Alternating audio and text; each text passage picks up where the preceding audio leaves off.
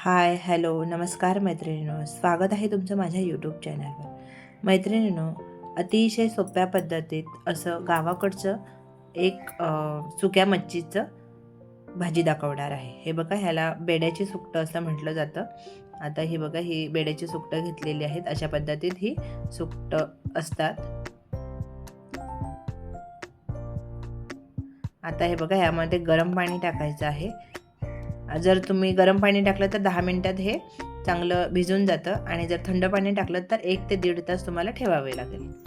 आता हे बघा 10 मिनिटासाठी हे साईडला ठेवायचं. हे बघा, टोमॅटो, मिरची, कढीपत्ता, कांदा आणि लसूण आणि ही कोथिंबीर घेतलेली आहेत आणि हे आपले सुके मसाले.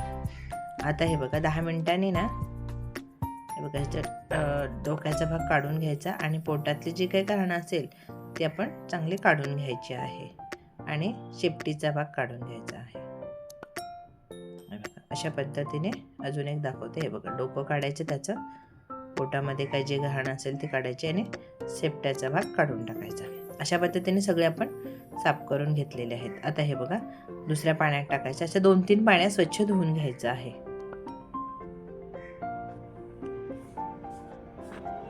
हे बघा, आता एक पातेलं गरम करायला ठेवलेलं आहे. त्यामध्ये पातेलं गरम झालं की तेल टाकायचं. तेल गरम झालं की लसूण टाकायचा ठेचून आणि ह्याच्यामध्ये कांदा टाकून द्यायचा आहे आणि लसूण आणि हे मिरची आणि कढीपत्ता पण त्याच्यामध्येच टाकायचा आहे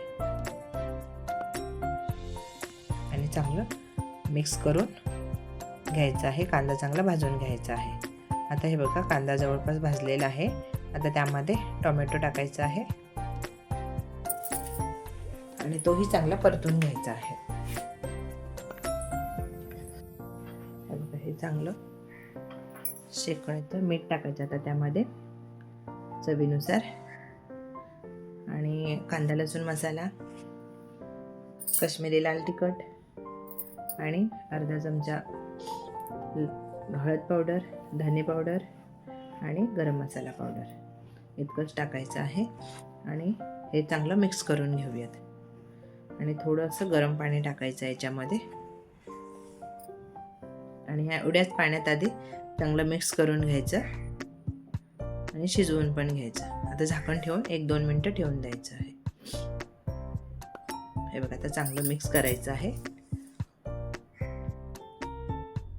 आणि आता हे बटाटे ह्याच्यामध्ये मीडियम साईजचे 2 आणि हे सुकट जे साफ केले ते आता हे ह्याच्यामध्ये टाकायचं आहे आणि चांगलं मिक्स करून घेऊयात.